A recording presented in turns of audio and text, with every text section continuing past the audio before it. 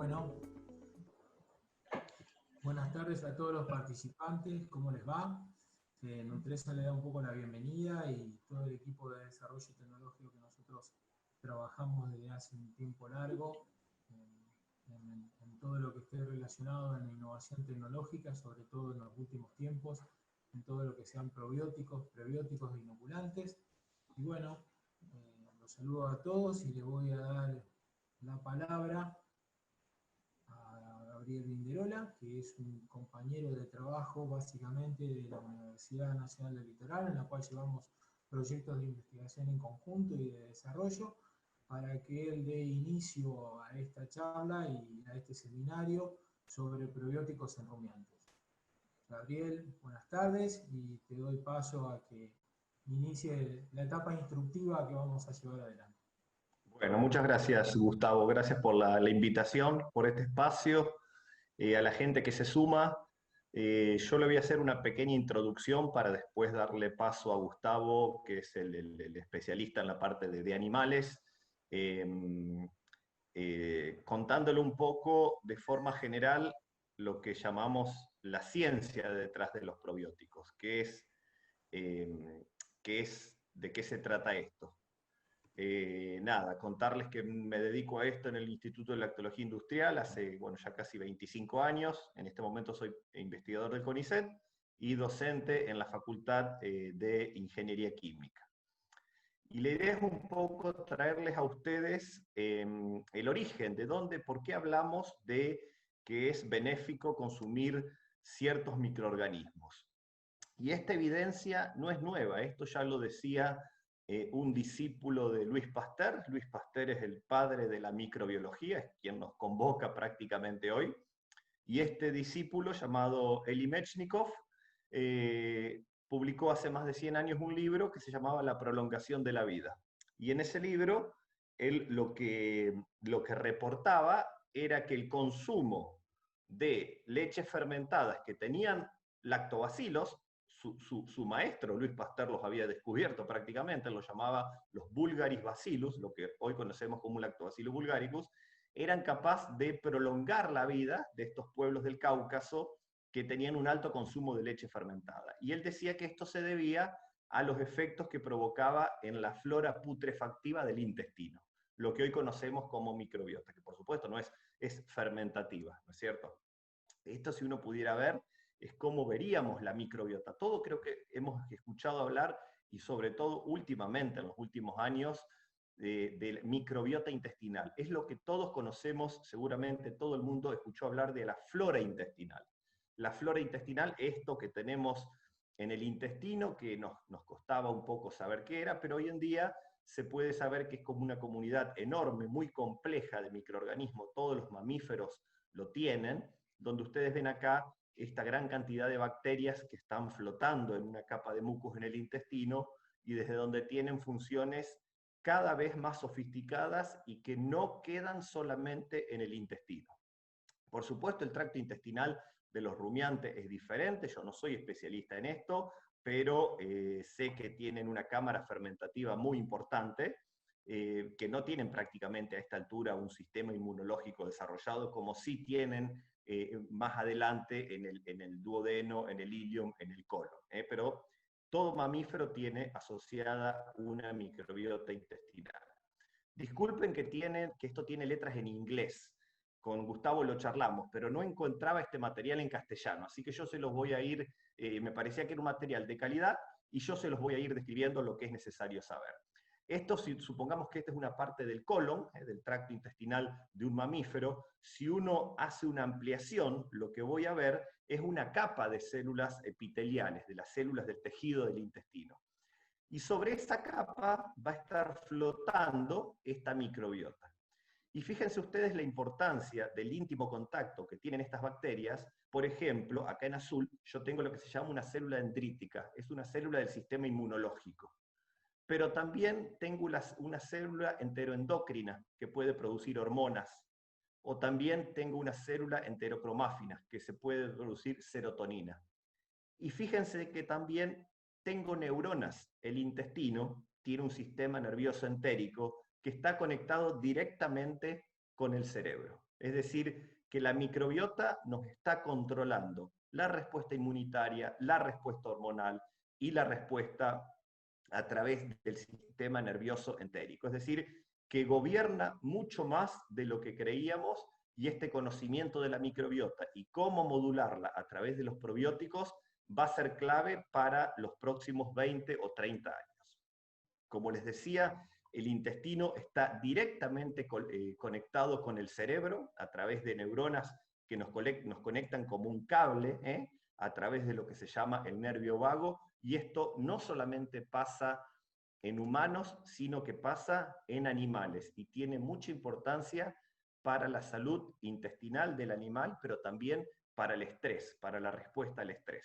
Esta es una vía bidireccional. Lo que pasa en el intestino va a repercutir a nivel de la cabeza, del cerebro, pero lo que pasa en el cerebro también repercute en la microbiota en el intestino. Entonces, tenemos que empezar a ver a la microbiota, a los probióticos, como algo que no solamente se circunscribe al intestino. Esto nomás, les repito, no importa que no entiendan el inglés, yo se los traduzco, pero me parecía algo muy importante. En este estudio hecho en China, estudian qué le pasa a las vacas que están con un nivel de estrés térmico por calor, ese estrés cómo repercute en las citoquinas, que son sustancias proinflamatorias, y en la microbiota. Lo que ven es que estas vacas sometidas al estrés tienen una reducción en la diversidad de la microbiota. Y si ustedes piensen a la microbiota como microorganismos que tienen una gran cantidad de funciones, si yo me quedo con una microbiota más pobre, voy a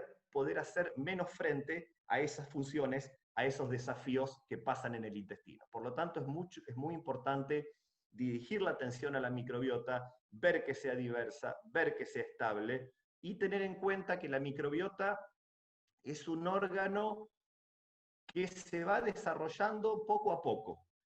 Empieza a formarse incluso cuando el animal está en la última etapa de la gestación. En el parto es muy importante si va a ser vaginal, si va a ser por cesárea. Esto le pasa a los humanos. Yo realmente no sabía que también en las vacas, pero evidentemente actúan de la misma manera. El parto por cesárea le imprime una microbiota completamente diferente, y esta microbiota hace que el sistema inmune se desarrolle de otra forma.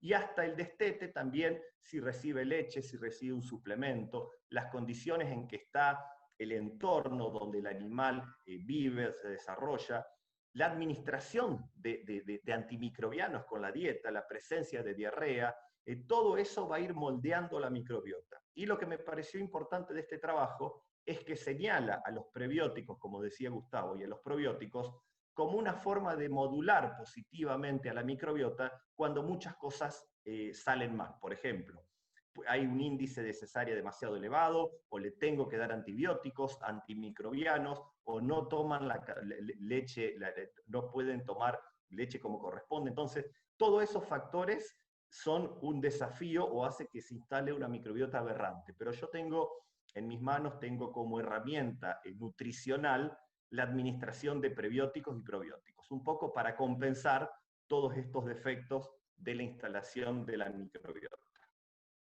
La historia de los probióticos no es nueva, yo les dije que se desarrolló a partir de aquel discípulo de Luis Pasteur, Elie Metchnikoff. Hay una persona, Roy Fuller, yo tuve la oportunidad de conocerlo, de la Universidad de Reading, que fue el primero que describió a los probióticos en el año 89. Fíjense, somos todos contemporáneos del concepto de los probióticos, como suplementos alimenticios integrados por microorganismos vivos que afectan benéficamente al hospedador, mejorando el equilibrio microbiano intestinal. Roy Fuller en ese momento se focalizaba en el intestino. Hoy sabemos que los probióticos van mucho más allá del intestino, pero bueno, era el conocimiento de prácticamente 30 años atrás. Y después el francés Jules Tourneau fue un poco el padre de los probióticos en la parte veterinaria. Fue una persona que hizo muchísimo por los probióticos en esta parte veterinaria. Esta foto me llegó hace muy poco y realmente me parece que tiene un valor enorme. La definición actual de probióticos que usamos, que fue establecida por la Organización Mundial de la Salud, se gestó en Córdoba. Yo creo que pocos sabemos que la palabra probióticos y el significado como tal se gestó en una reunión que encargó a la Organización Mundial de la Salud a un grupo de expertos. La persona que me lo mandó me identificó algunos, por ejemplo, en primera línea, este es Lorenzo Morelli. Lorenzo Morelli es un amigo y es un colaborador de Jorge Reinheimer, y Jorge Reinheimer es uno de los integrantes de este proyecto que nos une con Gustavo y que, ha sido financiado, que está siendo financiado por el Ministerio de la Provincia. Realmente el mundo es grande, pero el mundo de los probióticos y de la microbiota es realmente pequeño.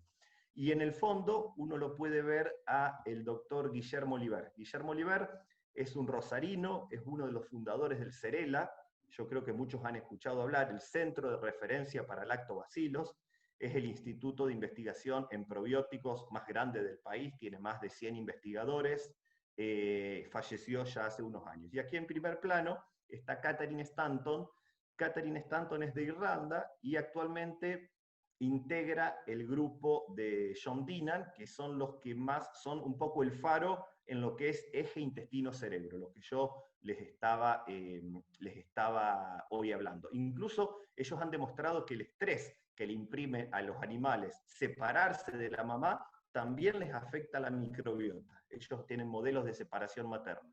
Es por eso que ahí los probióticos también toman mayor relevancia, porque pueden un poco suplir todas estas cosas que uno termina haciendo en la práctica por cuestiones de producción y por las cuestiones que tienen que ser, pero uno tiene los probióticos como herramienta. Entonces, esta definición de los probióticos nació en Argentina y realmente es la que usa prácticamente todo el mundo.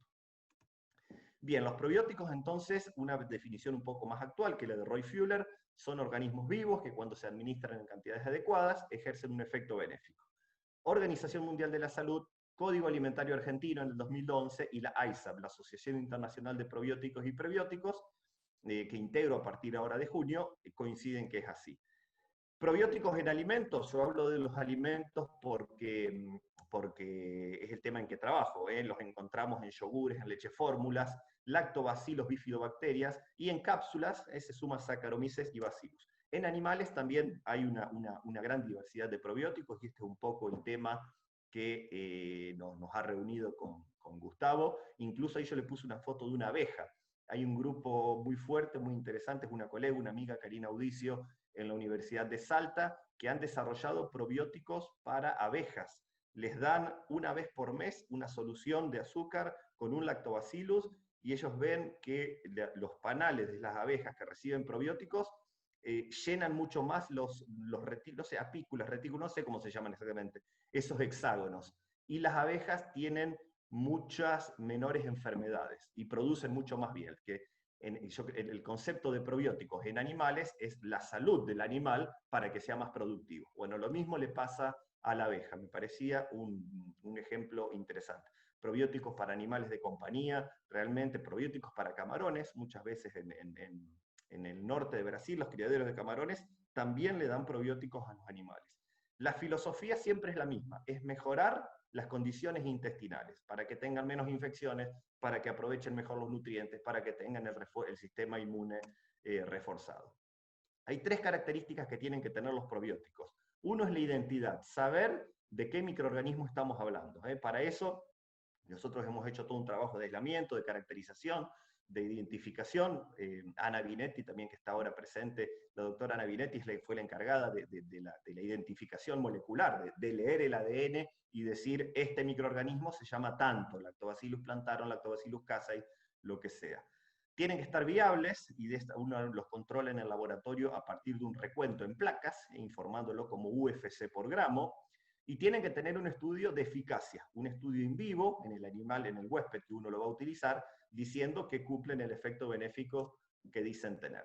Este es un poco el camino que es un camino clásico que uno recorre para producir un probiótico, y es un poco el camino que recorrimos con Gustavo, con Ana Binetti, con Patricia Bunz, con Jorge Reinheimer en el inline, que fue, empezamos a buscar una fuente de dónde aislar probióticos. Bueno, esa fuente la aportó Gustavo a partir del producto que él tenía, muy rico en lactobacilos. Nosotros los aislamos en el laboratorio con medios específicos, después los identificamos, esto es lo que les decía que es lo que hizo Ana Binetti, y después empezamos a hacer ensayos En animales, bueno, este lo tenemos un poco ahora parado por la pandemia, pero lo tenemos presente, y Gustavo también ha realizado ensayos, y finalmente hasta llegar al hospedador final, que en el caso de un probiótico para animal puede ser una vaca, puede ser un cerdo, puede ser una gallina, en el caso del humano somos los humanos. Pero este es un poco el camino, es un camino que lleva mucho tiempo, que lleva inversión, que lleva recursos humanos, que vas para un lado y vas para el otro, pero es un poco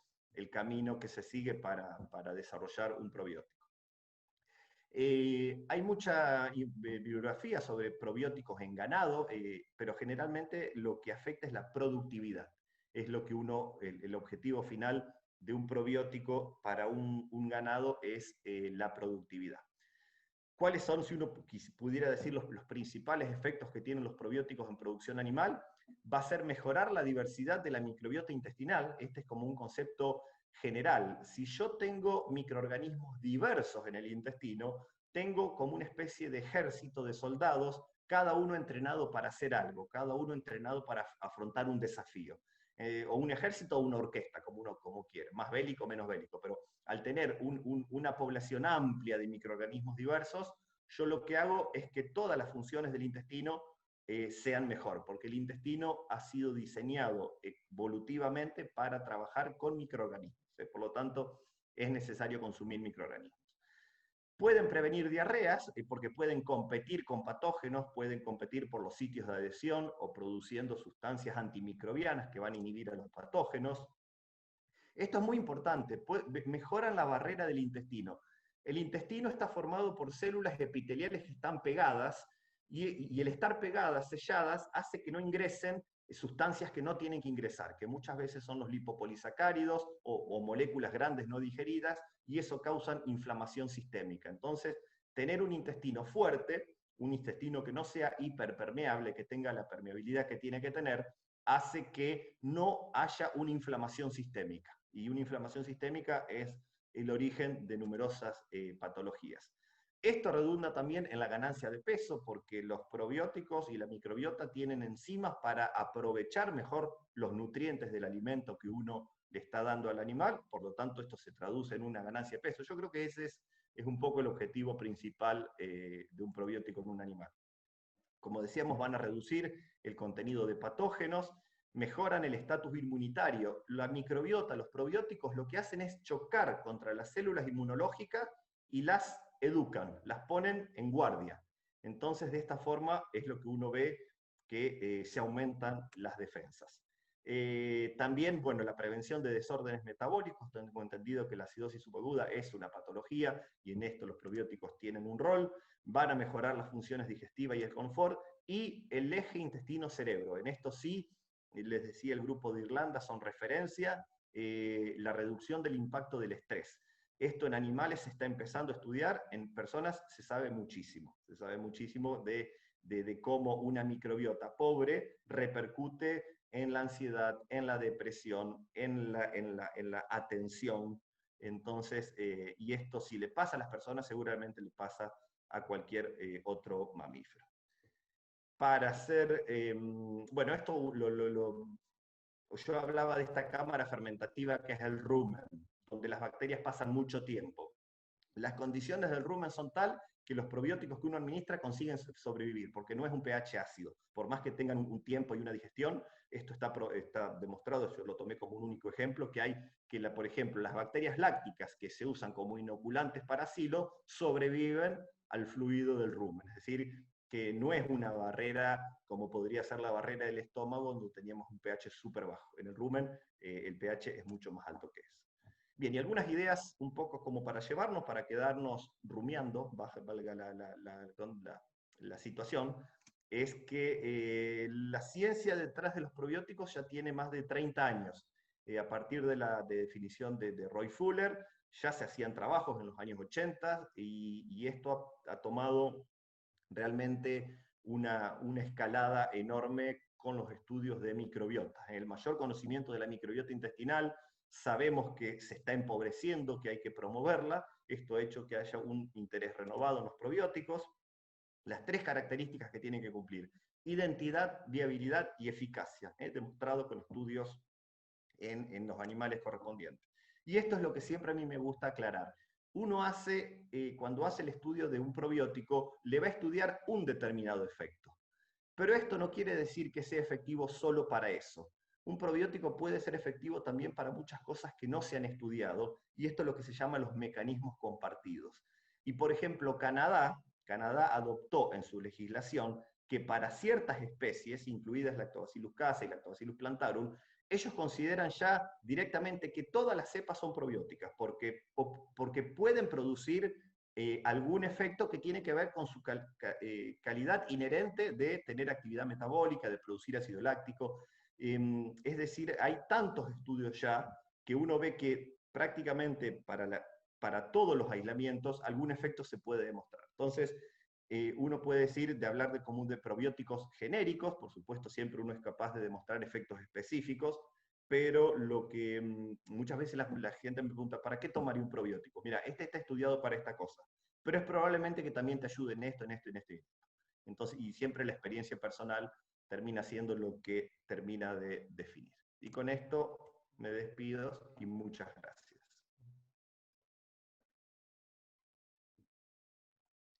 Si hay preguntas en esta parte.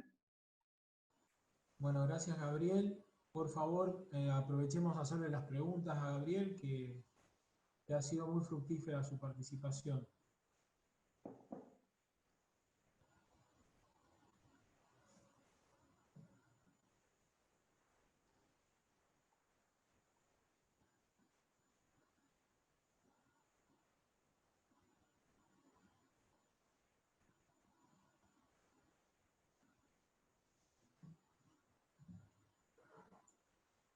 Vamos, anímense a hacer preguntas, que Gabriel tiene mucha experiencia, mucho más que yo.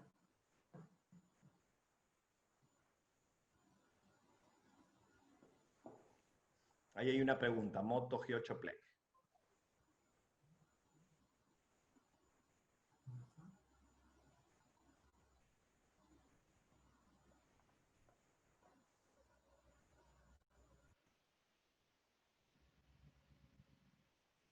Ahí en el menú de las preguntas, Gabriel, las podés estar mirando. Hernán pregunta, hola, ¿pueden hablar un poco de probióticos e inmunidad de mucosas? De mucosas, IgA. Sí, uno de los efectos que decíamos es hacer un aumento de la IgA polivalente, porque los probióticos no actúan como una vacuna, es decir, que si yo doy un Lactobacillus casei no me va a montar una respuesta contra ese Lactobacillus casei. Lo que hacen los probióticos por lo general, y esta es una cosa que se ve siempre, es impactar en las células B de forma polivalente, y se aumenta la IgA genérica, inespecífica. Entonces, esto también es un aumento de defensa intestinal mediado por la IgA. Y después había de levaduras. Sí, yo no hablé de levaduras, bueno, las nombré ahí, Saccharomyces. En animales también se usan mucho, se usan también levaduras, lactobacilos, levaduras, sí, son también, se sabe que tienen efectos benéficos. Sí. La última, la de Ariel Castro, si querés la voy a responder yo después. Sí, la última es netamente de Gustavo, en eso yo no sabría, no tengo herramientas.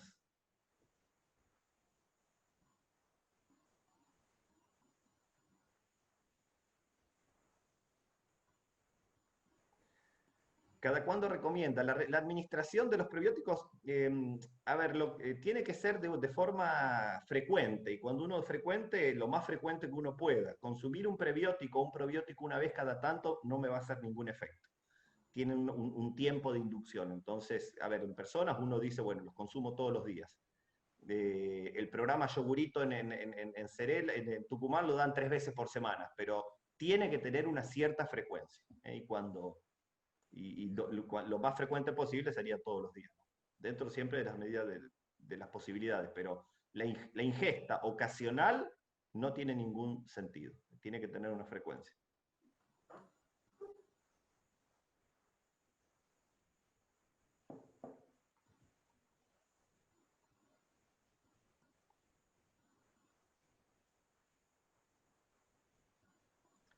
Si no hay otras preguntas, yo lamentablemente espero que tu charla quede guardada, Gustavo. Yo tengo que desconectarme para conectarme a un evento en Paraguay, porque mañana es el día de la microbiota. Día Internacional de la Microbiota, que es una movida de la gente de Irlanda para despertar un poco la conciencia. Y bueno, me invitaron a dar una charla y ya me tengo que estar conectando pasamos de Malabrigo para Paraguay. No hay problema, Gaby. Muchas gracias por tu participación y seguimos en contacto. Y Dale, seguimos después, adelante con el resto de la charla. dale, muchas gracias a ustedes y nada, agradecer también a la provincia que nos acercó esta herramienta de colaboración. Nosotros desde el Inline con el grupo Jorge Reinheimer, Ana Binetti y Patricia Boone, siempre nos ha gustado que las cosas no queden en el laboratorio, no ser bichos de laboratorio como uno dice. Muchas veces faltan las oportunidades. El primer encuentro con Gustavo se dio en un evento que organizó la Universidad Nacional del Litoral en Reconquista, si mal no me acuerdo. Debe hacer unos 5 años, 4 o 5 años. O sea que la universidad hizo ese acercamiento entre la industria y el sistema científico, pero con eso no era suficiente. Después faltaban a veces herramientas y en ese sentido el Ministerio de Ciencia y Tecnología de la provincia, que es medio único en el país en su tipo. Yo cuando hablo con colegas de otras provincias, se sorprende de que tengamos un ministerio que funcione de ese tipo. Así que realmente en ese sentido hemos tenido suerte. Gente, yo los abandono. Así que sigan ustedes y que tengan un buen seminario. Después lo voy a ver grabado. Bueno, gracias Gabriel. Y bueno, vamos a continuar, vamos a darle paso a la otra parte de la charla. Primero quiero saludarlos a todos y gracias por haber participado y por estar participando de este seminario. Bueno, vamos a comenzar. Yo les voy a compartir ahora mi presentación. Primero me voy a presentar. No sé si todos me conocen, seguramente no. Soy Gustavo Dascaño, soy médico veterinario, tengo una maestría en producción animal y aparte soy doctor en ciencias veterinarias. Nosotros como empresa y particularmente en el área de investigación, siempre con la universidad y como pudieron ver y con los centros de investigación que hay en el país, hemos iniciado hace un tiempo una carrera de trabajo y de estudio de desarrollo en todo lo que esté vinculado en probióticos, prebióticos, que son diferentes, inoculantes y alimentos fermentados, que es una herramienta nutricional muy importante y muy necesaria. En este caso vamos a hablar de los probióticos en rumiantes como tal, y seguramente a lo largo del tiempo del año, de este y del que viene, iremos hablando en las otras especies y también de los prebióticos e inoculantes. Ahí abajo también está mi dirección de contacto y de la empresa, sobre cualquiera que se quiera contactar con nosotros para evacuar dudas técnicas, comerciales o de lo que se necesite. Lo primero que quiero presentarles es una problemática que nosotros tenemos muy bien marcada a nivel mundial. Es decir, la problemática está vinculada con las explotaciones de cría intensiva y por ahí algunas de las preguntas que le habían hecho a Gabriel van a ir dando respuestas ahora en esta parte de la charla. Es decir, las explotaciones de crianza intensiva, especialmente dentro de lo que son rumiantes, tenemos 3 áreas fundamentales: todo lo que sea la cría intensiva de terneros a través de los destete precoz, a través de las guacheras, a través de los cage feeding. Por otro lado, todo lo que esté vinculado con el engorde a corral es otra parte de intensificación de los procesos, y también el tambo. Hoy en día tanto el tambo estabulado, que es el de mayor intensificación, o a campo, tienen un nivel de intensificación importante. Todo este proceso de intensificación lleva a un concepto de estrés productivo. El estrés productivo está muy relacionado a una carga de contaminantes que arriban a los animales en forma diaria, a una cantidad de patógenos que son consumidos, a un efecto del hacinamiento, es decir, el hacinamiento entre los animales, por más que tengamos los metros cuadrados necesarios para su manejo, siempre hay un contacto mucho más directo y mucho más permanente entre los individuos que llevan a un grado de hacinamiento que genera un nivel de estrés. Ese estrés aparte lleva a un grado de contaminación entre los individuos. Y de desbalances. Desbalance no solo referido a desbalances de dietas que pueden estar implicadas, también desbalances pensados desde lo medioambiental, es decir, estamos pasando hace poquitos días pasábamos de heladas a 28 grados de un día para el otro. Situaciones de desbalances en el manejo. Todos sabemos que normalmente en las crías intensivas, en las guacheras, recomiendan el cuidado a cargo de mujeres porque tienen un trato y una paciencia a los animales totalmente diferente a los hombres. Y eso lleva, a veces, ese tipo de desbalance en las relaciones, lleva a una condición de estrés productivo que está claro que es así. Esta problemática, como le estaba enunciando, referida a la población animal, a la producción mundial, sobre las explotaciones intensivas, también se relaciona a una problemática en el animal. Y la problemática en el animal viene relacionada principalmente a partir del tracto gastrointestinal.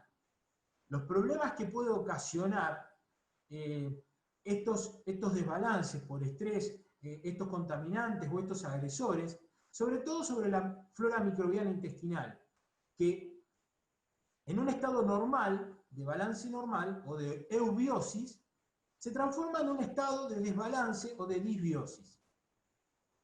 Por otra parte, ese estado de disbiosis o de cambio de la flora microbiana intestinal lleva normalmente, como lo mencionaba de alguna manera Gabriel, a una inflamación normalmente de las mucosas intestinales. ¿Por qué? Porque hay una cantidad de agresores entre las vellosidades del intestino, de patógenos que se van ubicando, que lleva obviamente a un estado de respuesta, y eso es un estado de inflamación, con secreción y con dificultad en la absorción. Por lo tanto, esto, sumado a una depresión general de la respuesta inmune que se puede dar, sobre todo con un reconocimiento de linfocitos T y demás en el sistema inmunológico, a una deficiente digestión y a una deficiente absorción de nutrientes en forma general. Quiero que tengan presente y que hagan una composición de ejercicio, de lugar. Normalmente quien va encabezando hoy en día el estudio de probióticos está muy vinculado a la nutrición humana o a la industria humana. Y los alimentos que consumimos nosotros, los humanos, tienen una carga de patógenos muy por debajo de la que consumen los animales. Por eso, las dosis y la actividad probiótica que puede tener un determinado microorganismo es mucho más necesaria de considerar y mucho más importante en los animales que en el hombre. ¿Por qué? Porque los animales consumen carga de patógenos todos los días, mucho más alta que la que consume el hombre. Porque el alimento de los animales está en contacto con las heces, con la orina y contaminantes del medio ambiente en una carga mucho más alta. Y eso quiero que se lo pongan en la cabeza y que lo tengan presente, porque eso marca las grandes diferencias entre el uso de los probióticos a nivel animal y a nivel humano. La carga en humanos de patógenos mucho más baja que la que consumen los animales. Los animales consumen cargas mucho más altas. Por lo tanto, la necesidad de proteger el aparato digestivo de estos agresores que ingresan con la alimentación es mucho más alta a nivel de la mucosa intestinal que lo que podría ser en el hombre. Toda esta situación, obviamente, en el animal conlleva a una disminución de la salubridad intestinal, pueden haber procesos de acidosis crónica o clínica o subclínica, procesos de diarreas, procesos de disenterías, a una disminución de la respuesta inmunológica general, hasta podemos llevar, obviamente esto puede llevar a situaciones de neumonía o un grado de mastitis, predisposición a situaciones de mastitis. Obviamente, si la ordeñadora funciona mal, si la presión asignada es deficiente, si el lavado de toda la línea de leche no es la adecuada, obviamente que no vamos a prevenir una situación de mastitis en ese caso, pero sí un aumento de las defensas generales previenen los cuadros de mastitis leves. Una desestabilización en los procesos de fermentación digestiva, obviamente, y esto lo vamos a ver explicado más adelante por un control del pH que se hace sobre todo a nivel ruminal y que incluso tuvo que ver con una de las preguntas vinculada con las levaduras. Un incremento de los padecimientos por estrés, por el eje vinculado entre intestino-cerebro, que tiene que verse básicamente donde los probióticos, vamos a ver más adelante, que tienden a disminuir la producción de cortisol, que es una hormona producida por la glándula adrenal, que en los estados de estrés incrementa sus concentraciones sanguíneas y obviamente lleva a provocar un cuadro de estrés. Que el cuadro de estrés es un cuadro metabólico de excitación general y catabólica. Hay un consumo normalmente de los tejidos, básicamente a nivel de músculo, y por otra parte también de la vida útil de cada una de las células que componen cada uno de los órganos que forman parte del organismo. Es decir, ese incremento de los padecimientos estresantes, obviamente los probióticos tienen la condición a bajar, sobre todo esos niveles de cortisol a nivel sanguíneo, o de la producción de cortisol por las glándulas adrenales. Hay una disminución de la retención de nitrógeno, obviamente por esos procesos catabólicos y por un uso de la glucosa sanguínea que en lugar de estar vinculada hacia la síntesis de tejido, o de producción, es decir, de síntesis de proteínas para la producción de leche o carne, obviamente está destinada al mantenimiento del metabolismo general bajo esa condición de estrés. Y obviamente esto da como resultado una disminución de la producción de leche y carne. Esta situación lleva a una problemática de todo el sistema de producción animal, en general, donde, por un lado, las condiciones de acidosis, diarreas o mastitis, por un lado, que se presentan a diario, hace que en los sistemas de producción ganaderos recurramos normalmente a los antibióticos o promotores del crecimiento, ya sea en las dietas o ya sea en forma inyectable. Pero nos olvidamos que estos antibióticos, el uso de estos antibióticos y promotores del crecimiento, tienen efectos para disminuir los patógenos, obviamente para disminuir los patógenos, tienen efectos colaterales, especialmente sobre los grupos de gram positivos que están tanto en el rumen, que están en el intestino o en el ciego, los cuales normalmente buena parte de todos estos gram positivos son benéficas y mantienen en las condiciones de eubiosis. Entonces, lleva innecesariamente a que se produzca un estado de disbiosis, es decir, un cambio del balance con el uso de estos antibióticos. Ustedes saben que el uso de antibióticos en la dieta de los animales se transforma en un problema para la salud humana a diario.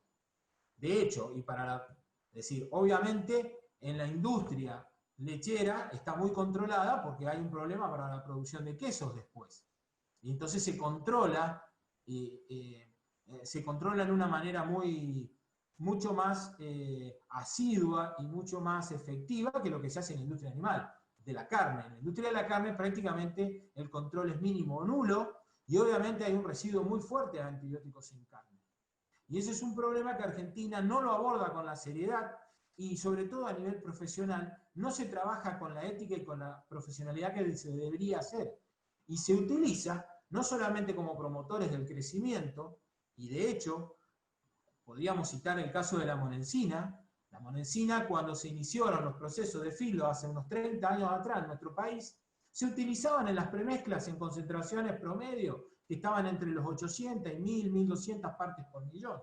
Hoy en día, buena parte de esas premezclas tienen concentraciones de monensina que están arriba de los 1800, 2000 partes por millón, incluso hasta 3000 partes por millón. Y eso es por resistencia por un lado y por cambio de los sistemas alimentarios por el otro. Pero que indudablemente llevan a un problema dentro del animal. Es decir, y eso no llevó a mejorar los índices de producción, para nada, ni tampoco económicos. Entonces, ese uso indiscriminado de antibióticos y promotores del crecimiento, obviamente la única forma de controlarlo o de manejarlo en una forma competitiva es con el uso de los probióticos. Que los probióticos van a disminuir los patógenos, pero van a tener un efecto colateral positivo sobre esas bacterias benéficas para la salud del animal, es decir, a nivel intestinal, que van a entregar un estado de eubiosis o de balance positivo a nivel intestinal y de inmunidad, que va a llevar a una disminución consecuente de los problemas de diarrea, neumonía, mastitis, acidosis y demás dentro del sistema. Y ese es un poco el círculo en el cual estamos metidos y que tenemos que intentar cambiar, de alguna manera y lentamente. Obviamente, ya Gabriel les presentó algunas definiciones de probióticos. Yo tomé, hay muchas, incluso están consensuadas, pero para uso animal no están tan consensuadas, siempre están básicamente para uso humano. Yo tomé algunas de las que se pueden referir básicamente más interesantes para uso animal y que podríamos citar. Por ejemplo, la de Abernaber y Hansen, en donde indica que los probióticos son cultivos simples de microorganismos vivos que aplicados a los animales o al hombre benefician al hospedador, mejorando las propiedades de la microflora intestinal original. Un poco más tarde, una definición un poco más sencilla, pero que muy interesante, que es muy parecida a la que emitió la FAO y el Código Alimentario Argentino, es los probióticos se pueden definir como microorganismos vivos que al usarse como suplementos o aditivos alimenticios, en la cantidad suficiente, producen un beneficio en el estado de salud del consumidor. Bien, nosotros, en lo personal, trabajando en el tema de desarrollar probióticos y mezclas probióticas, hemos considerado y considero que para uso animal, un probiótico se define como aquel conjunto de microorganismos vivos y de acción simbiótica que una vez consumido mejora las condiciones de salubridad intestinal, fermentación digestiva, inmunidad general y respuesta productiva en los animales domésticos de granja sometidos a condiciones de crianza intensiva. Y lo refiero así, y tomo el concepto de microorganismos vivos, porque esto es muy importante, y de acción simbiótica, que es otro concepto muy importante. Porque en el fondo lo que se está estudiando en el mundo, y lo que acaba de describirle Gabriel hace un rato, está indicando que nosotros en definitiva vivimos en una simbiosis con nuestros microorganismos intestinales. Y que en realidad nunca se ha planteado un ensayo donde el humano sea el protagonista directo y donde vivamos en forma permanente en el medio sin microorganismos intestinales. Es muy difícil concebir esto. En el fondo, somos lo que somos cada uno, de alguna manera, por la acción simbiótica que tenemos con los microorganismos que tenemos en nuestro aparato digestivo. Y por lo tanto, nosotros hemos definido bajo ese concepto a nuestro probiótico básicamente como una combinación entre lactobacilos, bacilos y levaduras. Lo concebimos desde ese punto. Relacionados todos ellos en su conjunto y contribuyendo al medio ambiente intestinal en forma positiva, ¿no? Desde un punto de una mirada ecológica.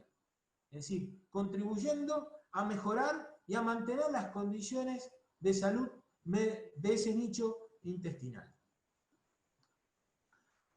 Los principales, es decir, microorganismos que son utilizados hoy en la industria animal con función probiótica y sobre todo en rumiantes, están conformados básicamente por un lado, según lo describió Caja en el 2003, bacterias lácticas, que básicamente son gram positivas, del tipo mesófilas, que trabajan entre 25 y 30 grados, que no tienen la capacidad de esporular, y donde dentro de esas bacterias lácticas tenemos a los lactobacilos, tenemos varios, Plantarum, Casei, Paracasei, Brevis, Lactis, Pentosum, Vulgarium, a las bifidobacterias, que es otro grupo importante, donde tenemos Bifidum, Infantilis, Thermophilus.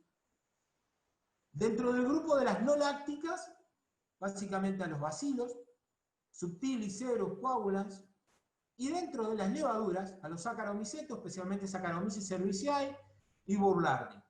Básicamente nosotros lo que estamos trabajando y llevando adelante y generando es con Lactobacillus plantarum, Paracasei, Pentosum, dentro de los bacilos con Subtilis y dentro de los Saccharomycetes con cerevisiae. Bacilos, no se olviden que tienen la capacidad de esporular, y eso es una gran ventaja, sobre todo en los procesos de temperatura, sobre todo en los procesos de peletizado de los alimentos. Tiene la capacidad de esporular, es una forma que tiene de sobrevivir en el medio, el microorganismo, cuando el microorganismo, es decir, detecta condiciones agresoras para su vida. Entonces esporula y permite mantenerse en el medio por muchos años, y bajo las condiciones obviamente de estrés térmico. ¿Cuáles son los mecanismos de acción que podemos indicarles que tienen en términos generales el conjunto de todos los probióticos? Son muchos, son varios, y cada día se van descubriendo más a medida que se va estudiando. Por eso hay, como le decía Gabriel, en los próximos años van a ver que el tema probiótico va a tomar un fuerte auge en su estudio y en su desarrollo, porque son elementos fundamentales de trabajo y de interés para la vida y la productividad de los animales. El mecanismo más importante y el primero que podemos citar, y es el primero que actúa, es la competición por el nicho ecológico, que es lo que se llama exclusión competitiva. Es decir, yo, bacteria benéfica, ya sea indígena porque soy habitante normal del aparato digestivo, o porque vengo en forma transitoria con el alimento, o porque vengo en forma transitoria con un probiótico, me instalo en el aparato digestivo por un periodo relativamente corto si soy transitoria, o me pongo fuerte si estoy en el aparato digestivo porque soy indígena o habitante normal, y entonces, lo primero que hago, por solamente mi presencia, esto es una ley ecológica, excluyo por competición, es decir, exclusión competitiva. ¿Y a quién incluyo? ¿A quién excluyo? A las patógenas, que ingresan todos los días con la comida. Todos los días, un lechón, un ternero, una vaca lechera, un novillo en el filo, todos los días están ingiriendo. Y nosotros mismos, pero en una carga muy baja, todos los mismos estamos ingiriendo salmonelas, escherichias y clostridium. Solamente que el balance eubiósico que existe en el intestino no permite que estos microorganismos se desarrollen en cuantía. Ahora, si por alguna razón se desarrollan en cuantía dentro del intestino, aparece una ocurrencia patológica de enfermedad. Por eso, el primer mecanismo de acción es de competición por nicho ecológico. El segundo es por competición de receptores de membrana, en la cual los microorganismos probióticos, es decir, o benéficos para el aparato digestivo, tienen la capacidad de adherirse a los receptores de membrana y por lo tanto, dentro de las vellosidades, del epitelio intestinal, y por lo tanto, colonizar ese epitelio intestinal. Otro mecanismo de acción es competir por los nutrientes específicos, es decir, obviamente, consumen los nutrientes y no quedan disponibles para las patógenas. Es en el caso del consumo de ácido, es decir, esos nutrientes específicos pueden ser ácidos grasos de cadena corta, péptidos, vitaminas. Por otra parte, otro mecanismo de acción es la producción de sustancias antimicrobianas. Los probióticos, es decir, sobre todo los lactobacilos, y los bacilos tienen la capacidad de producir bacteriocinas, es decir, sustancias que ejercen acción antibiótica en el intestino hacia en contra de las patógenas, o de aquellas que no tienen acción, como puede ser acidolina, reuterina, lactolina, acidofilina. También, aparte de sustancias bacteriocinas, también producen peróxido de hidrógeno, es decir, agua oxigenada. También tienen esa capacidad. Por otro lado, en el intestino se produce por acción, sobre todo de los lactobacilos, una producción de ácido láctico y de ácido graso de cadena corta, que eso, de alguna manera, disminuye levemente el pH a nivel del aparato digestivo y dificulta el crecimiento y la instalación de las patógenas, que normalmente se desarrollan hacia pH más neutros. También tienden a disminuir el potencial redox, es decir, consumen el oxígeno remanente que ingresa con el alimento, con el bocado del animal, y ese oxígeno remanente que pasa de alguna manera por el rumen, ese oxígeno remanente obviamente no está disponible, por ejemplo, para el caso, por ejemplo, de salmonelas. sobre todo si son monogástricos, o actuar todavía con monogástricos, con más razón, que requieren una cantidad de oxígeno para su crecimiento. Por otra parte, otra de las ventajas que tienen es estimular la respuesta inmune general de todo el aparato, del aparato digestivo y sistémica general, a través del desarrollo o el incremento de la producción de macrófagos, inmunoglobulinas, interferón, mejorando el funcionamiento de las células killer a nivel intestinal.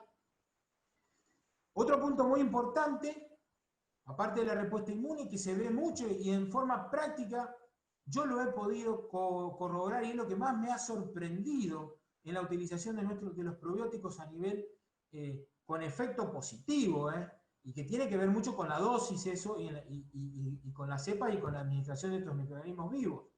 Es decir, este efecto de la disminución de la respuesta neuroendocrina al estrés por controlar la liberación del cortisol, que es lo que se está estudiando hoy en día en el mundo, en los animales tiene una acción importantísima. Y se observa, es increíble observar esto en los terneros, en el feedlot, cómo esas condiciones de ansiedad y de competencia en los comederos, cómo se disminuyen. Los animales están mucho más tranquilos, mucho más dóciles. Eso me asombró desde el trabajo de campo.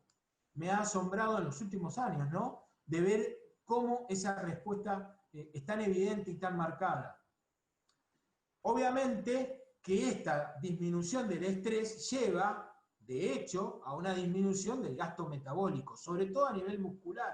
Al cambiar el destino final de esa glucosa para la síntesis de tejido, de proteína, y obviamente disminuir los procesos catabólicos, que es lo que lleva a los procesos de estrés.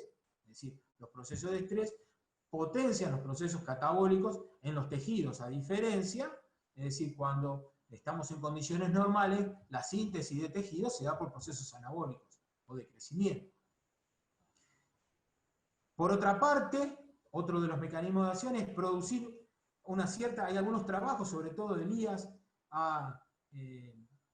un doctor en el 2009 y en el 2011, pudo determinar que hay una producción de precursores aminoácidos con actividad somatotrófica. Es decir, se ha determinado que cuando los lactobacilos se instalan en forma transitoria, pero por un periodo de tiempo en el yeyuno e ilio, tienen la particularidad de generar o de liberar al medio una cierta cantidad de metionina. Que esa metionina, obviamente, tiene una actividad directa en forma endocrinológica en la producción de somatotrofina, que es una de las hormonas del crecimiento y obviamente estimular la ganancia de peso y el desarrollo de masas musculares, de alguna manera.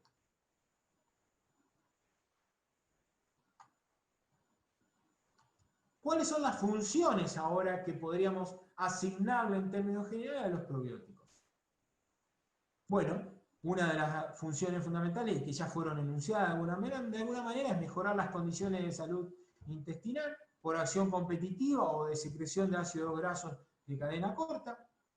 Por otra parte, también dentro de las funciones es estabilizar los procesos de fermentación digestiva por una neutralización del pH, sobre todo a nivel ruminal, y lo van a poder entender un poquito más adelante cuando le haga un pie especial a las levaduras, que también actúan como probióticos. Aumenta en términos generales la respuesta de todo el sistema inmunológico. Incrementa la digestión de la fibra y el consumo voluntario de la materia seca, y eso está muy vinculado sobre todo en los rumiantes, donde en esas formulaciones probióticas existe o integra la levadura. Incrementan obviamente la retención de nitrógeno y síntesis de proteína. Eficientiza todo el metabolismo energético del animal al disminuir los procesos catabólicos a nivel muscular. Suprime a los microorganismos patógenos por acción competitiva y bacteriostática, por lo tanto disminuye la ocurrencia de patologías y por lo tanto la utilización de antibióticos y de gastos médicos. También se le asigna, que no es tan importante en los animales, sino más en los humanos, una acción hipocolesterolémica, por modificación de la ruta y de síntesis y de transporte del colesterol. También se indica un efecto antitumoral por acción de sustancias anticarcinogénicas a nivel intestinal. Un incremento en la utilización digestiva de algunos alimentos, especialmente porque se secretan algunas sustancias y algunas enzimas, se secreta algo de amilasas, algo de fitasas, algo de proteasas y algunos precursores nutricionales, como pueden ser vitaminas, sobre todo las levaduras, y aminoácidos, sobre todo metionina en el caso de los lactobacilos. Mejoran, por lo tanto, esa secreción que hacen de ácidos grasos de cadena corta a nivel del aparato del intestino, la absorción de algunos de los minerales a partir de los agentes quelantes que se forman con esos ácidos a nivel del lumen intestinal. Como les había dicho, participan en la síntesis de vitaminas del complejo B, sobre todo en la levadura, digestión de los azúcares y de las proteínas por acción de enzimas, y que estas enzimas son segregadas al medio. Ayudan a controlar y a mantener los niveles de cortisol dentro de niveles normales y saludables. Y lo más importante que siempre he visto, es decir, a simple vista, es disminuir esos episodios de ansiedad y controlar el comportamiento competitivo de los animales dentro de los corrales de alimentación. Y creo que a partir de ahí nace, obviamente, y se estructura una serie de resultados productivos a nivel de los rumiantes, que es muy importante, junto con la inmunidad, es decir, cuando nos referimos a la inmunidad, está muy vinculado a la disminución de patógenos, perdón, a la disminución de las patologías, en términos generales, o de ocurrencia de patologías, sobre todo digestivas y del síndrome respiratorio. Pero por el otro lado, cuando nos referimos a los efectos productivos, estos efectos productivos vienen básicamente vinculados a este control, a esta disminución del estrés por un control del cortisol liberado a nivel sanguíneo, y que obviamente disminuye los cuadros de ansiedad y permite destinar energía, es decir, glucosa, a la síntesis de proteína en los distintos tejidos. Muchos autores han marcado el estudio de todas estas funciones y de todos estos mecanismos de acción, que yo se los cito acá y lo pueden tener para verlos ustedes. Pero lo más importante es, como decía Gabriel, tenemos 30 años de estudio ya, y los primeros trabajos, allá fines de los 80 y principios, sobre animales sobre todo, por Newell, en el 91 de salud intestinal. Hoy en día, en el 2018, Sherwin y demás, ya estamos hablando de las relaciones entre la microbiota intestinal y la salud cerebral, los desórdenes bipolares, los desórdenes de ansiedad, es decir, cómo se ha evolucionado en el conocimiento. Y les puedo asegurar que esto va a repensar la nutrición animal.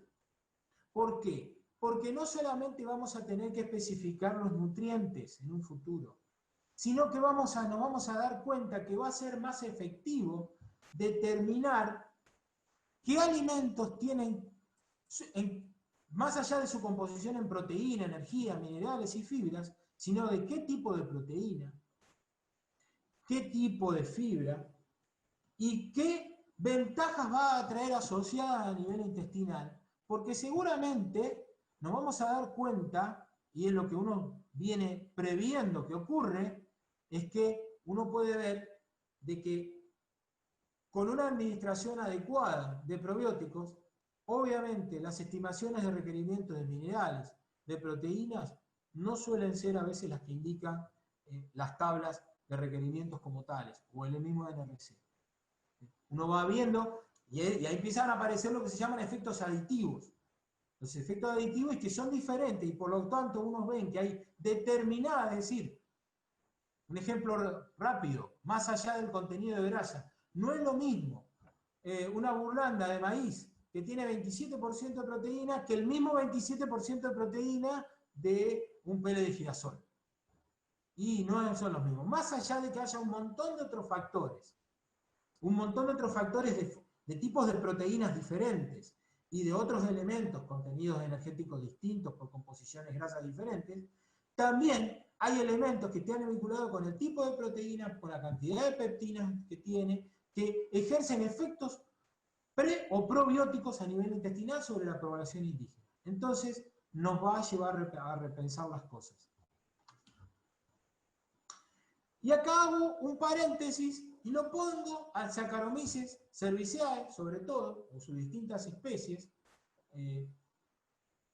como un probiótico, y le llamo yo el comandante simbiótico. ¿Por qué hago esta alusión? Bueno, hay muchísimos trabajos en el mundo de rumiantes sobre Saccharomyces, ¿sí? Sobre las levaduras. El mundo ha incorporado mucho a las levaduras. Ahora, hace más de 30 años que se estudian las levaduras y hay muchísimos trabajos positivos. Argentina muy tímidamente las viene incorporando, sobre todo Latinoamérica, pero Argentina muy tímidamente las viene incorporando. Primero quiero decirles que no es muy... y que su uso no se ha hecho en forma muy racional. Es decir, se van a dar cuenta que si o ponemos levaduras o ponemos antibióticos. Usar las dos cosas juntas no es muy compatible desde el sentido común y desde el conocimiento y de la ética. Sobre todo desde el conocimiento. No tiene mucho sentido la aplicación de las dos cosas. O es uno o es otro. ¿Por qué les digo esto? Una de las principales virtudes que se ha encontrado en el uso de la Saccharomyces cerevisiae, con sus diferentes cepas, con mayor o menor potencia a nivel ruminal, es que estimulan... Hay algunos factores que son clave, pero uno de los más importantes es produce un estímulo directo sobre el crecimiento de Pseudomonas ruminato. Pseudomonas ruminato, a nivel del rumen, es una bacteria consumidora de lactato. Que ese consumo de ese lactato, que puede estar en los forrajes verdes, es decir, generado a partir del consumo de forrajes verdes o de dietas concentradas, ese consumo de lactato obviamente tiende a levantar el pH, es decir, estabilizar el pH hacia la neutralidad. Esto es una característica fundamental para favorecer el crecimiento de las bacterias celulolíticas y, por lo tanto, incrementar la digestión de la fibra. Si hay incremento en la digestión de la fibra, por ende va a aumentar el consumo de materia seca. Y buena parte, hay un trabajo muy interesante de Dawson y Girard del 97 que ya marca esta relación y después muchos otros trabajos lo fueron siguiendo a nivel mundial. Y este es uno de los conceptos más importantes que tiene Saccharomyces. Pero no solamente es el único, sino que también estimula el crecimiento por acción directa de Fibrobacter fusinógenes, que es una bacteria celulolítica, y también de los hongos ruminales, que también actúa sobre las floras como parte de la degradación de la celulosa. Por eso es tan interesante los resultados en vacas lecheras. ¿Y por qué? Porque tienden a incrementar la digestión de la fibra y el consumo de la materia seca. Es decir, que la Saccharomyces, por lo tanto, estimula y tiende a estimular los grupos fisiológicos de bacterias acetogénicas en competencia de las metanogénicas. Es decir, estimula la utilización del hidrógeno en detrimento de la producción del metano. Por otra parte, es una fuente natural de vitaminas, enzimas, ácidos orgánicos, obviamente el málico. El málico es requerido también por las poblaciones de microorganismos celulíticos ruminales para el crecimiento. Todas estas virtudes indicadas por todos estos autores llevan a un aumento de la celulólisis ruminal y del flujo de proteína microbiana al intestino. Y el Saccharomyces no solamente tiene la capacidad de actuar como probiótico, sino que también puede actuar como prebiótico, es decir, como estimulante y precursor del crecimiento de las bacterias lácticas, que están presentes en el intestino, no solamente de los monogástricos o de los bovinos, o de los rumiantes que todavía que están en estado lactante o que están recién comenzando a consumir forraje, sino también de los rumiantes como tal. ¿Por qué? Por una sencilla razón, por esto. Esto es una levadura, un Saccharomyces. Sus paredes celulares, en su composición, la composición de las paredes celulares de las levaduras, tiene una cantidad importante de mananos, vinculados a las proteínas, y de glucanos. Tanto los mananos como los glucanos actúan como prebióticos es decir, como precursores o como materia prima para el crecimiento de los lactobacilos. Por eso les digo que las levaduras tienen un doble rol y son fundamentales. Incluso las paredes celulares de levaduras muertas tienen esta función. ¿Y saben qué? No es novedad que una burlanda de maíz que proviene del proceso de fermentación para la producción de alcohol a partir de Saccharomyces y que por lo tanto tiene un residuo de proteína que lo forma parte las paredes celulares de la levadura, ejerzan efectos tan importantes y de tanta magnitud, así como los DDG, o la burlanda en nuestro país, en la alimentación de los rumiantes, y tenga tantos efectos positivos. No es casualidad.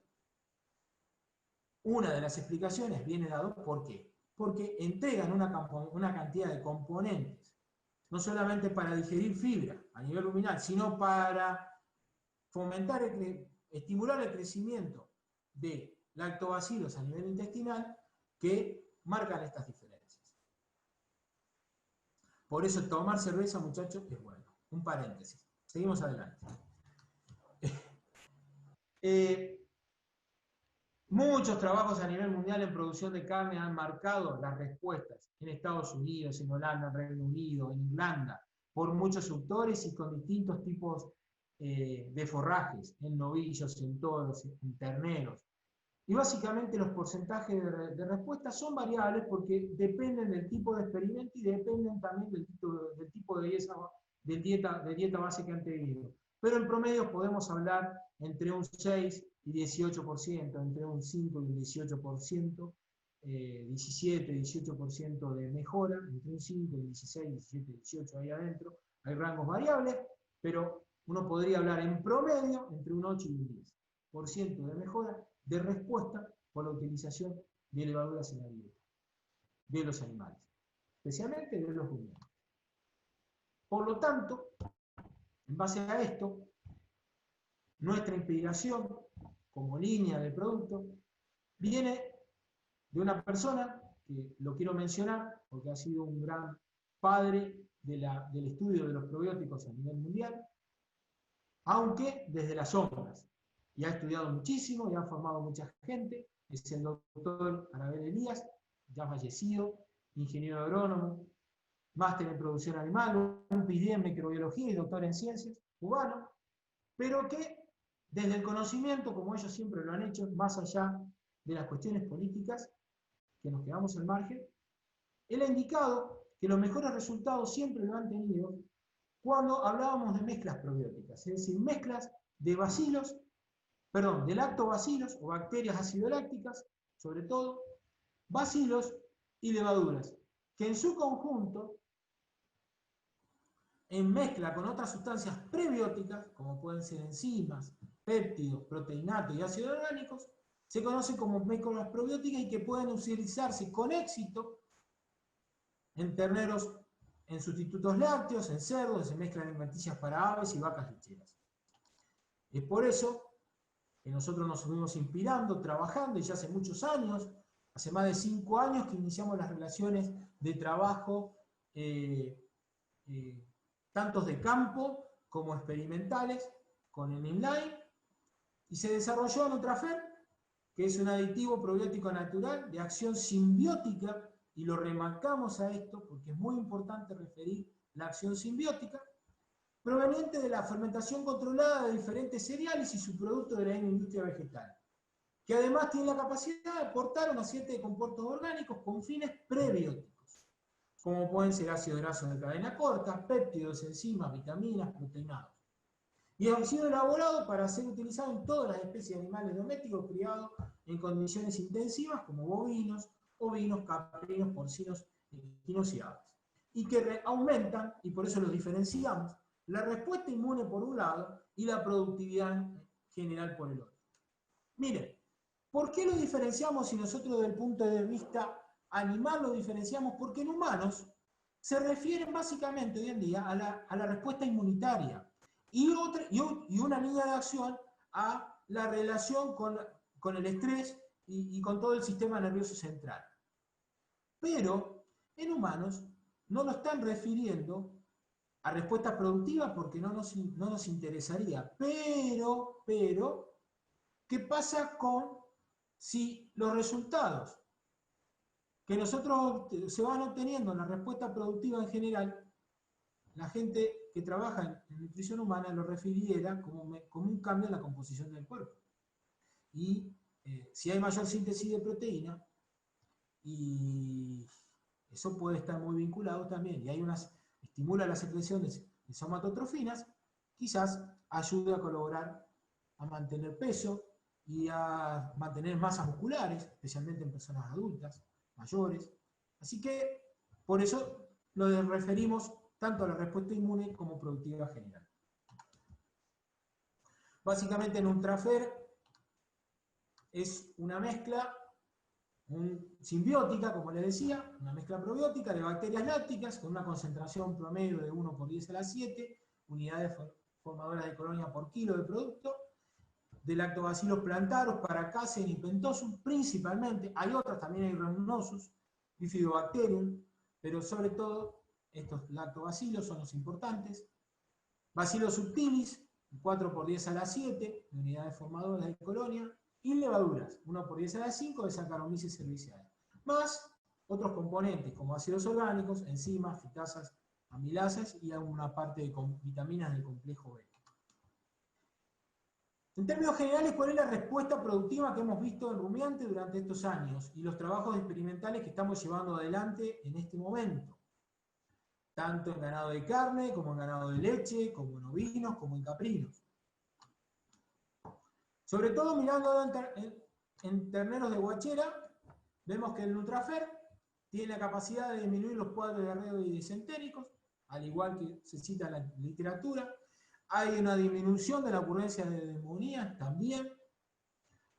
Una disminución de los tratamientos médicos y utilización de antibióticos. Un punto muy importante y que vinculado con el estrés del animal, hay una disminución de la actividad competitiva entre animales, con un consumo mucho más paulatino del mismo alimento. Esa voracidad por el consumo de alimento no se ve, se baja muchísimo.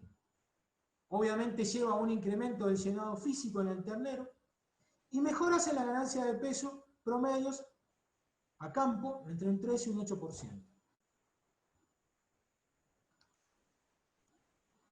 Estas conductas de animales echados, estos son terneros de destete precoce, llenos, con una buena proporción de fibra, llenos, echados, rumeando, o los terneros de guacheras tranquilos, consumiendo en forma lenta, paulatino, es una conducta muy marcada y que se ve en forma inmediata.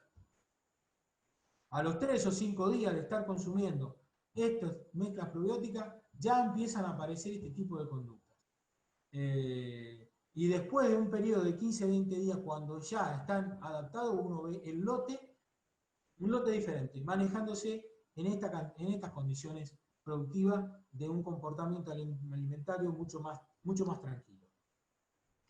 En engorda corral es muy similar la respuesta que en el caso de los terneros. El Nutrafer marca o ve una disminución de esos cuadros de acidosis y diarreas,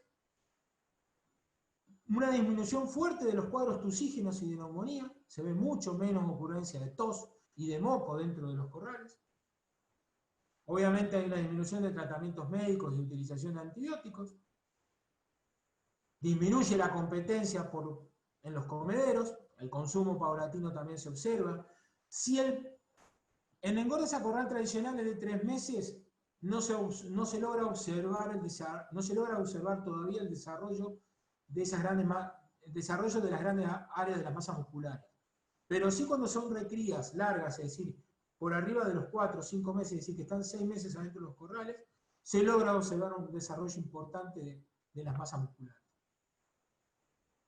Y los registros de ganancia a campo que vamos llevando adelante y tomando están entre un 5 y un 12% en las mejoras de las ganancias de peso. Y por último, ese comportamiento quería referirles esto, ese comportamiento tranquilo, sin empujar, sin pelear por un espacio en la comedera, más allá que el espacio sea insuficiente. Uno ve que a veces el espacio es suficiente, pero los animales vienen, uno lo bota al otro, va a un lugar a la comedera y lo corre. Todas esas conductas uno ve que van desapareciendo. Y después de un periodo de tiempo comienza a ver una estructura de la masa muscular pustera diferente, mucho mejor desarrollada, mucho mejor armada, que obviamente estamos en trabajo de estudio, de certificar esto a través de trabajos experimentales por los distintos convenios que uno va haciendo con las universidades a lo largo de la región y a lo largo del país. No solamente estamos también empezando trabajos, iniciando conversaciones y trabajos con otras universidades para llevar adelante estos estudios, sobre todo de producción animal. Y en Tambo, la situación no es a menos. Obviamente, esa disminución de los cuadros de acidosis subclínica se ve disminuida, de los cuadros mastíticos también.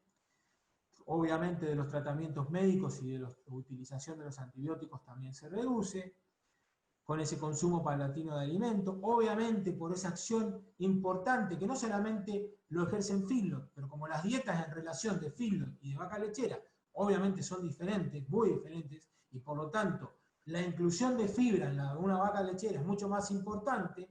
Ese incremento en el consumo de materia seca se ve incrementado por un incremento en la digestión de la fibra. Por eso el uso de levaduras es tan importante en vacas lecheras. Y eso uno lo ve con el Nutrafer, ¿no? Y los incrementos en la producción de leche que van en los registros en promedio entre un 8 y un 16%. Estas virtudes que se ven a nivel de las distintas explotaciones de ganado de carne y de ganado de leche, marcan un camino de trabajo y de estudio a nivel mundial y sobre todo a nivel país, y que nosotros hemos decidido meternos. Gracias a Dios hay una serie de empresas que confían con nosotros y que en la cual llevamos estos resultados adelante, y la verdad es que hemos abocado como empresa al desarrollo tecnológico, y buena parte de las utilidades de la empresa van destinadas a lo que es innovación tecnológica, en convenio y en marco con las universidades, donde todas estas experiencias de campo hoy en día se están validando con experiencias experimentales, algunas ya comenzadas y otras en curso de inicio. Así que bueno, los invito a todos aquellos que se quieran sumar a nuestro trabajo y con nuestros productos a nivel nacional, bienvenidos sean a formar este equipo de desarrollo y de trabajo tecnológico. Los agradezco a todos por estar presentes, y bueno, podemos pasar cuando ustedes quieran a las preguntas.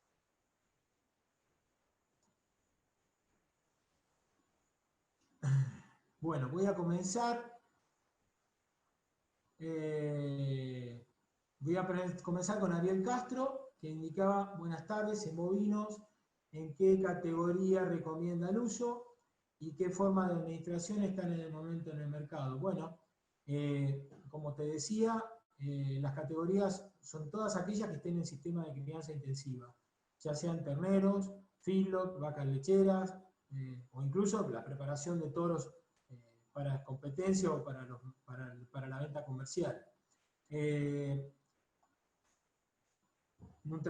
Hay otras presentaciones de otras empresas, están en forma de polvo, pero básicamente nosotros, Nutrafer, lo tenemos en dos presentaciones que consideramos que tienen un poder muy fuerte y muy diferente al resto, que es en fermentación líquida y en presentación húmeda, en forma de pasta. ¿Por qué?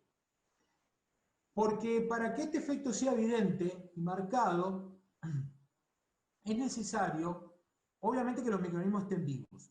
Pero no solamente que estén vivos, sino que estén activos. Cosa que cuando ingresen al rumen o al aparato digestivo, lleguen, rápidamente puedan tomar los ingredientes y rápidamente puedan instalarse, colonizar y poder, en forma transitoria, y poder comenzar a entregar la respuesta. Y tiene que ver con una dosis también. Entonces, las presentaciones en polvo muchas veces son liofilizadas, Y los procesos de liofilización, si bien los mecanismos pueden estar vivos, pero ese microorganismo entra en desventaja.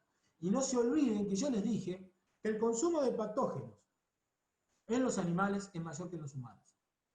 Entonces, ingresar en forma liofilizada al rumen o al intestino, no muchas veces, y dependiendo de la dieta y de la carga de patógenos que esté consumiendo ese animal, no muchas veces uno logra ver los resultados. Por lo tanto, por eso nosotros hoy decidimos, si bien es una forma un poco más compleja desde lo comercial, pero no imposible, llevar adelante los sistemas líquidos y los sistemas húmedos en pasta para que podamos llegar con muy buenos resultados a campo. Muy buenos resultados a campo. Bueno, la continuidad de la dosificación, que es Soto Carlos Alberto, pregunta la continuidad de la dosificación en el tiempo. Bueno, la utilización de los probióticos en términos generales se hace en forma permanente, es decir, se hace en forma diaria. Porque no se instalan en el aparato digestivo, sino que son transitorios del aparato digestivo y sus efectos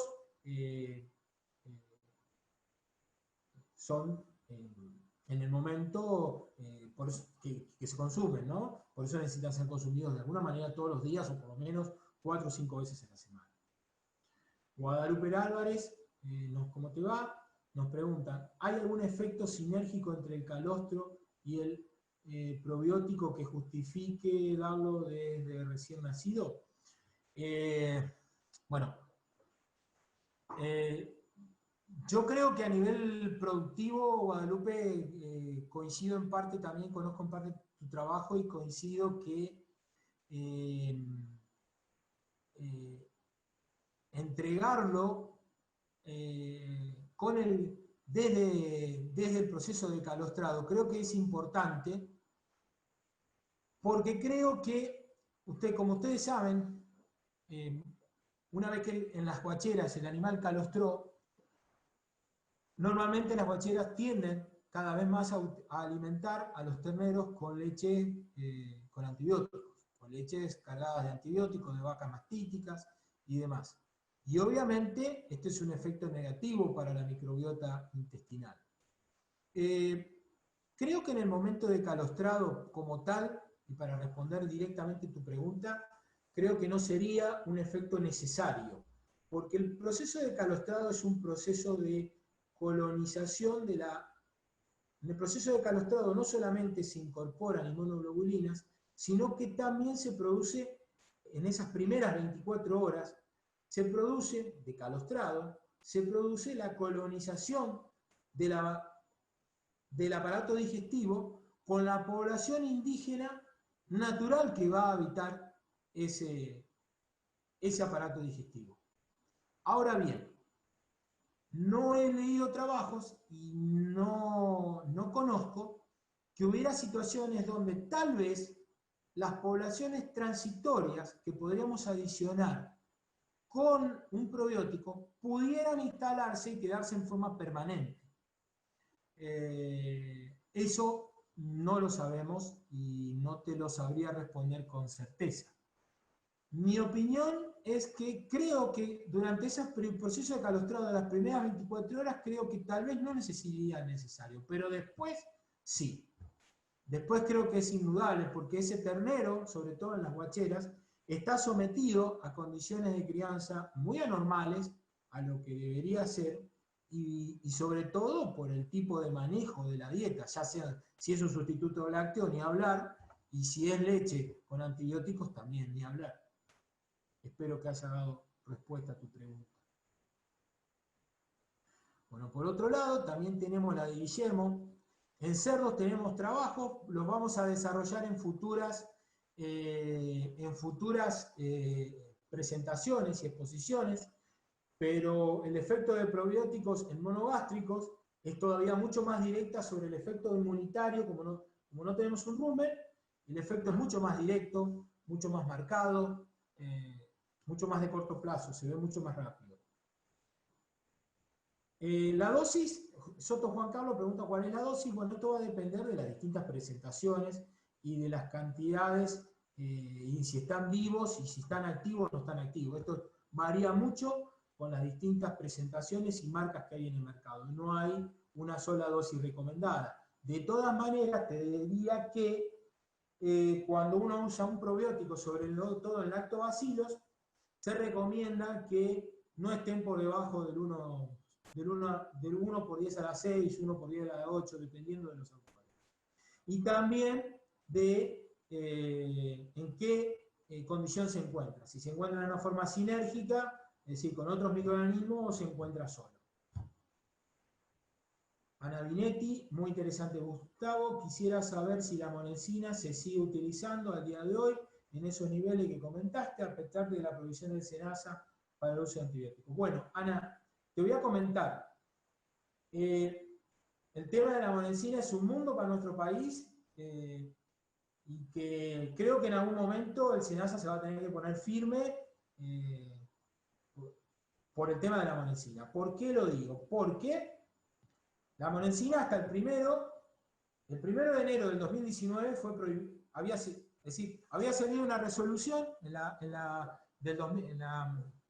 resolución 595 del 2015, me parece, había salido una resolución donde a partir del 1 de enero del 2019 se dejaba el uso de monensina, se eliminaba la monensina de los sistemas. La presión a nivel nacional fue tan grande, sobre todo en la industria del filo y de la cámara de filoteros de nuestro país, fue tan grande, y obviamente de los laboratorios que vendían monensina, fue tan grande que rehabilitaron momentáneamente el uso de la monensina. Es decir, hoy en día la monensina sigue siendo permitida su uso en la República Argentina.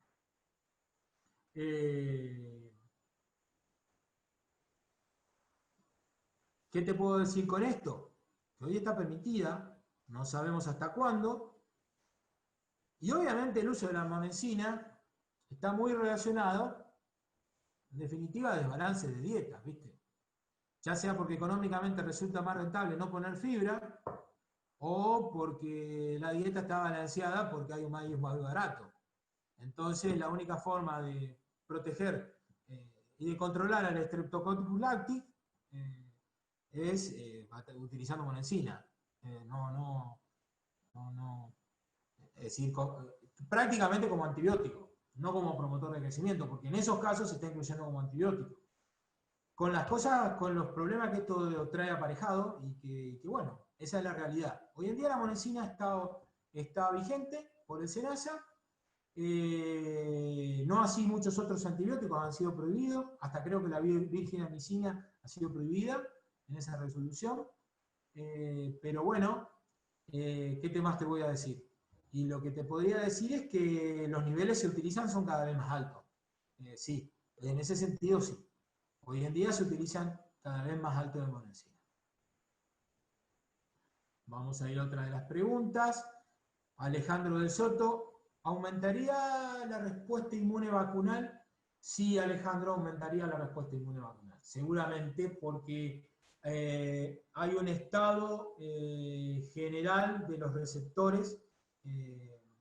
Era como decía Gabriel, me cuesta un poco explicarlo, no soy inmunólogo, me cuesta un poco explicarlo, pero te podría decir, por lo menos por la literatura que leí, que sí realmente ese estado de mejora de inmunidad general hay una mejor lectura del proceso inmunológico de las inmunoglobulinas a los agentes vacunales que estamos inyectando.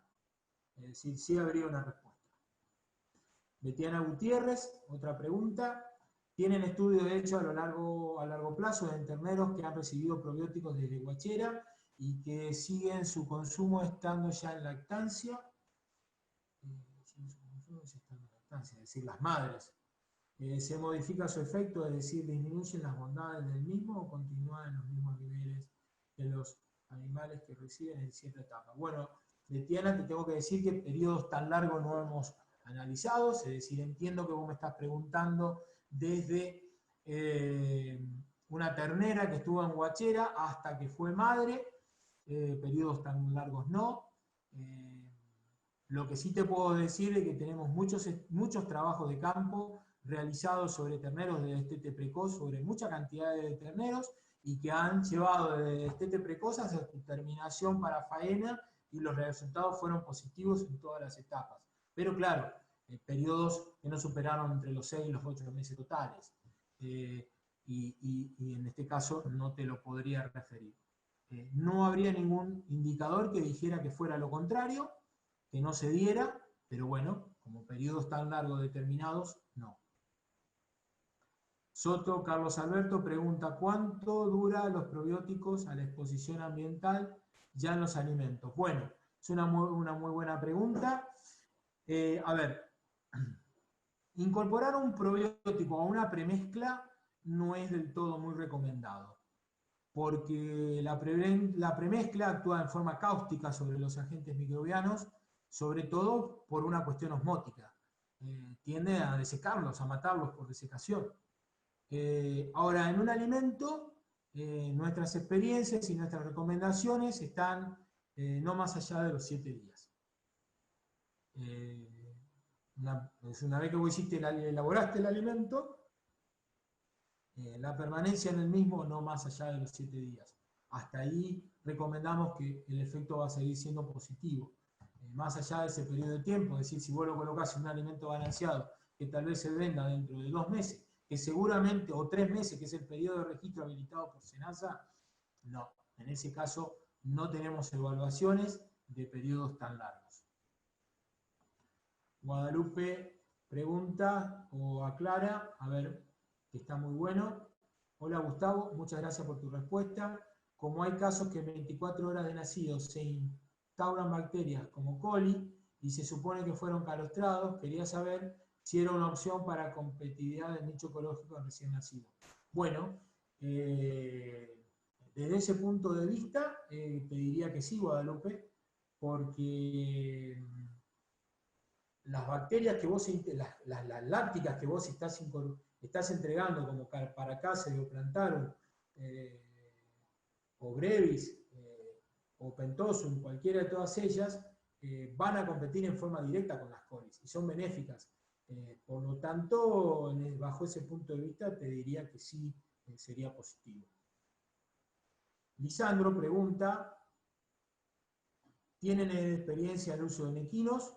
En equinos se están iniciando algunas líneas de trabajo a campo para evaluar sobre todo, hay sí muchos trabajos a nivel mundial sobre el efecto de los mananos, es decir, de las paredes celulares de las levaduras, los cuales favorecen mucho la digestión secal, sobre todo el proceso de fermentación y digestión a nivel del ciego, en la cual mejora obviamente la digestión de esa fibra y hace obviamente menores ocurrencias de cólicos. Nosotros estamos intentando iniciar trabajos en equinos en estas características.